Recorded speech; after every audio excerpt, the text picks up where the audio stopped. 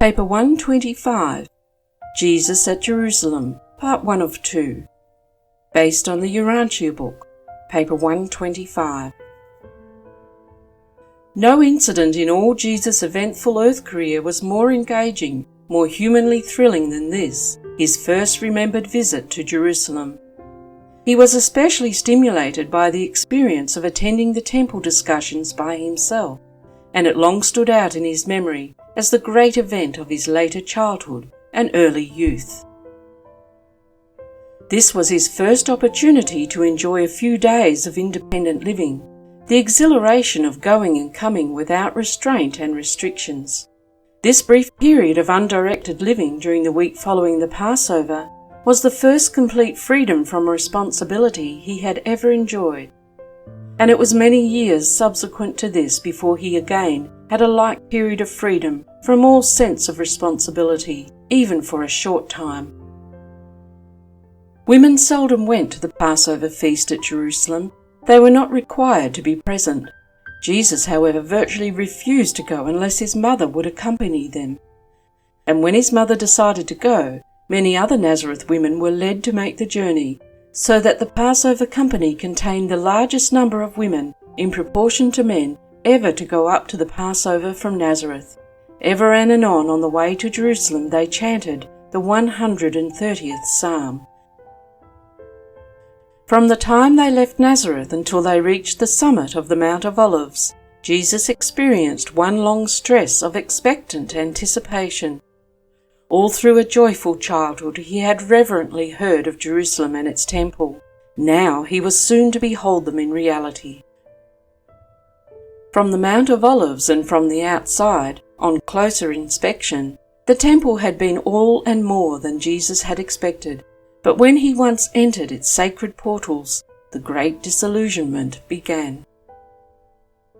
In company with his parents, Jesus passed through the temple precincts on his way to join that group of new sons of the law who were about to be consecrated as citizens of Israel.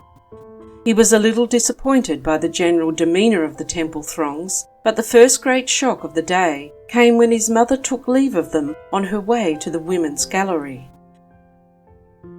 It had never occurred to Jesus that his mother was not to accompany him to the consecration ceremonies, and he was thoroughly indignant that she was made to suffer from such unjust discrimination.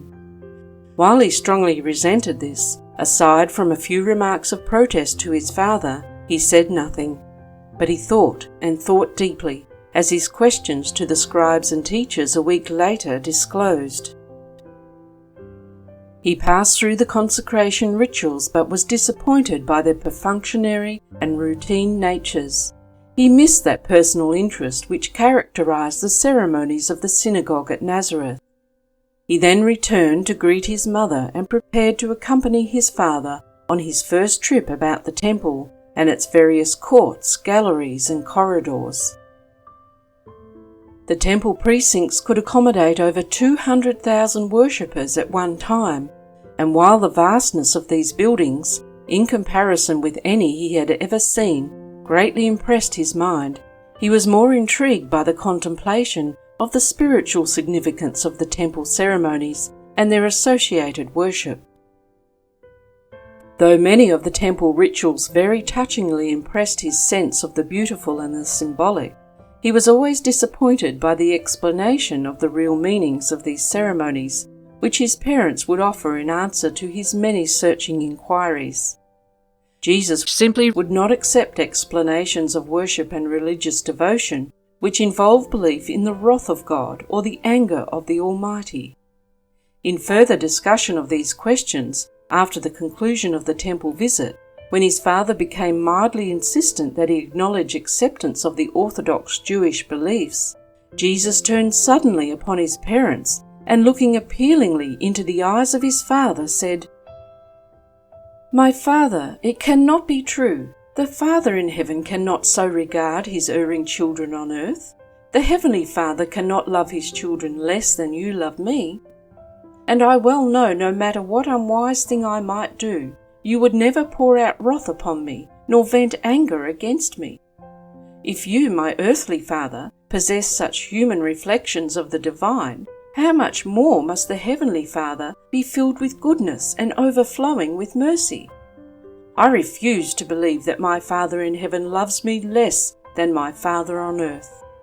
When Joseph and Mary heard these words of their firstborn son, they held their peace, and never again did they seek to change his mind about the love of God and the mercifulness of the Father in heaven. Jesus views the temple. Everywhere Jesus went throughout the temple courts, he was shocked and sickened by the spirit of irreverence which he observed. He deemed the conduct of the temple throngs to be inconsistent with their presence in his Father's house. But he received the shock of his young life when his father escorted him into the court of the Gentiles with its noisy jargon, loud talking and cursing, mingled indiscriminately with the bleating of sheep and the babble of noises, which betrayed the presence of the money changers and the vendors of sacrificial animals and sundry other commercial commodities.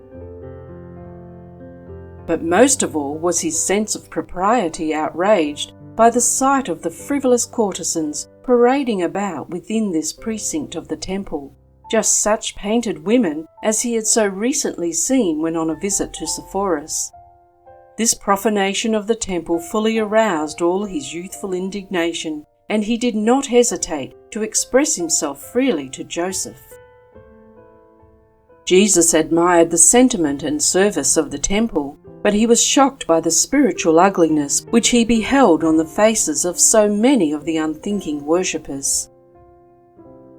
They now passed down to the priest's court beneath the rock ledge in front of the temple, where the altar stood, to observe the killing of the droves of animals and the washing away of the blood from the hands of the officiating slaughter priests at the bronze fountain.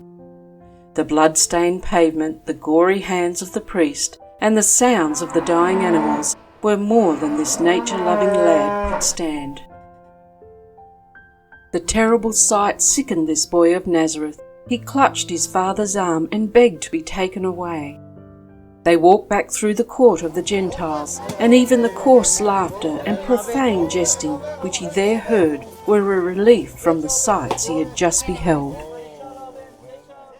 Joseph saw how his son had sickened at the sight of the temple rites, and wisely led him around to view the Gate Beautiful, the artistic gate made of Corinthian bronze. But Jesus had had enough for his first visit at the temple. They returned to the upper court for Mary, and walked about in the open air and away from the crowds for an hour, viewing the Asmonean palace, the stately home of Herod, and the tower of the Roman guards. During this stroll, Joseph explained to Jesus that only the inhabitants of Jerusalem were permitted to witness the daily sacrifices in the temple, and that the dwellers in Galilee came up only 3 times a year to participate in the temple worship, at the Passover, at the Feast of Pentecost 7 weeks after Passover, and at the Feast of Tabernacles in October. These feasts were established by Moses. They then discussed the 2 later established feasts of the Dedication and of Purim. Afterward they went to their lodgings and made ready for the celebration of the Passover. Jesus and the Passover. 5 Nazareth families were guests of, or associates with, the family of Simon of Bethany in the celebration of the Passover, Simon having purchased the paschal lamb for the company. It was the slaughter of these lambs in such enormous numbers that had so affected Jesus on his temple visit. It had been the plan to eat the Passover with Mary's relatives, but Jesus persuaded his parents to accept the invitation to go to Bethany. That night they assembled for the Passover rites, eating the roasted flesh with unleavened bread and bitter herbs. Jesus, being a new son of the covenant, was asked to recount the origin of the Passover, and this he well did, but he somewhat disconcerted his parents by the inclusion of numerous remarks mildly reflecting the impressions made on his youthful but thoughtful mind by the things which he had so recently seen and heard. This was the beginning of the 7-day ceremonies of the feast of the Passover. Even at this early date, though he said nothing about such matters to his parents, Jesus had begun to turn over in his mind the propriety of celebrating the Passover without the slaughtered lamb. He felt assured in his own mind that the Father in heaven was not pleased with this spectacle of sacrificial offerings, and as the years passed, he became increasingly determined some day to establish the celebration of a bloodless Passover. Jesus slept very little that night. His rest was greatly disturbed by revolting dreams of slaughter and suffering. His mind was distraught and his heart torn by the inconsistencies and absurdities of the theology of the whole Jewish ceremonial system. His parents likewise slept little. They were greatly disconcerted by the events of the day just ended. They were completely upset in their own hearts by the lad's, to them, strange and determined attitude. Mary became nervously agitated during the forepart of the night, but Joseph remained calm, though he was equally puzzled. Both of them feared to talk frankly with the lad about these problems, though Jesus would gladly have talked with his parents if they had dared to encourage him. The next day's services at the temple were more acceptable to Jesus and did much to relieve the unpleasant memories of the previous day. The following morning, young Lazarus took Jesus in hand, and they began a systematic exploration of Jerusalem and its environs. Before the day was over, Jesus discovered the various places about the temple where teaching and question conferences were in progress, and aside from a few visits to the Holy of Holies, to gaze in wonder as to what really was behind the veil of separation, he spent most of his time about the temple at these teaching conferences. Throughout the Passover week, Jesus kept his place among the new sons of the commandment, and this meant that he must seat himself outside the rail which segregated all persons who were not full citizens of Israel. Being thus made conscious of his youth, he refrained from asking the many questions which surged back and forth in his mind. At least he refrained until the Passover celebration had ended, and these restrictions on the newly consecrated youths were lifted. On Wednesday of the Passover week, Jesus was permitted to go home with Lazarus to spend the night at Bethany. This evening, Lazarus, Martha, and Mary heard Jesus discuss things temporal and eternal, human and divine, and from that night on they all three loved him as if he had been their own brother. By the end of the week, Jesus saw less of Lazarus, since he was not eligible for admission to even the outer circle of the temple discussions, though he attended some of the public talks delivered in the outer courts. Lazarus was the same age as Jesus, but in Jerusalem, youths were seldom admitted to the consecration of sons of the law until they were a full 13 years of age. Again and again during the Passover week, his parents would find Jesus sitting off by himself, with his youthful head in his hands, profoundly thinking. They had never seen him behave like this, and not knowing how much he was confused in mind and troubled in spirit by the experience through which he was passing, they were sorely perplexed. They did not know what to do. They welcomed the passing of the days of the Passover week and longed to have their strangely acting son safely back in Nazareth. Day by day, Jesus was thinking through his problems.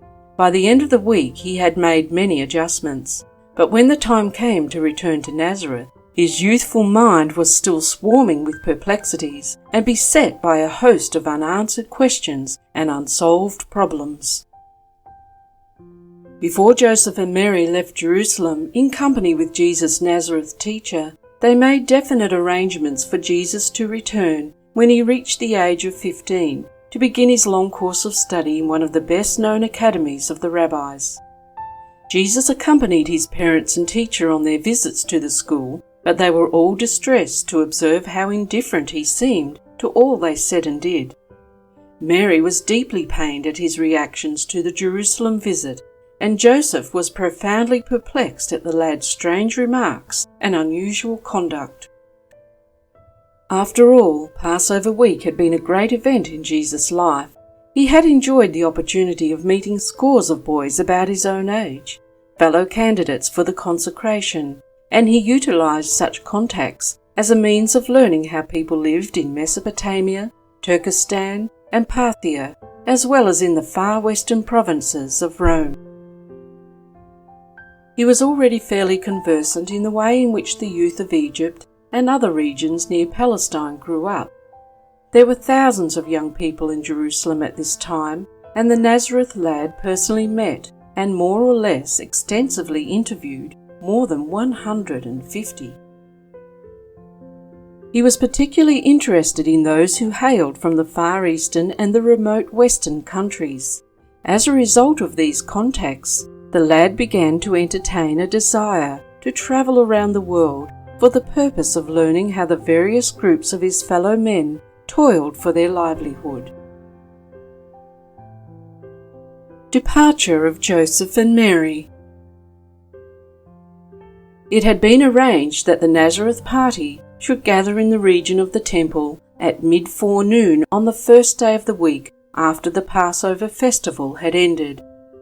This they did, and started out on the return journey to Nazareth. Jesus had gone into the temple to listen to the discussions, while his parents awaited the assembly of their fellow travellers. Presently the company prepared to depart, the men going in one group and the women in another, as was their custom in journeying to and from the Jerusalem festivals. Jesus had gone up to Jerusalem in company with his mother and the women. Being now a young man of the consecration, he was supposed to journey back to Nazareth in company with his father and the men. But as the Nazareth party moved on toward Bethany, Jesus was completely absorbed in the discussion of angels, in the temple, being wholly unmindful of the passing of the time for the departure of his parents. And he did not realize that he had been left behind until the noontime adjournment of the temple conferences. The Nazareth travellers did not miss Jesus because Mary surmised he journeyed with the men, while Joseph thought he travelled with the women, since he had gone up to Jerusalem with the women leading Mary's donkey. They did not discover his absence until they reached Jericho and prepared to tarry for the night. After making inquiry of the last of the party to reach Jericho, and learning that none of them had seen their son, they spent a sleepless night, turning over in their minds what might have happened to him, recounting many of his unusual reactions to the events of Passover week, and mildly chiding each other for not seeing to it that he was in the group before they left Jerusalem.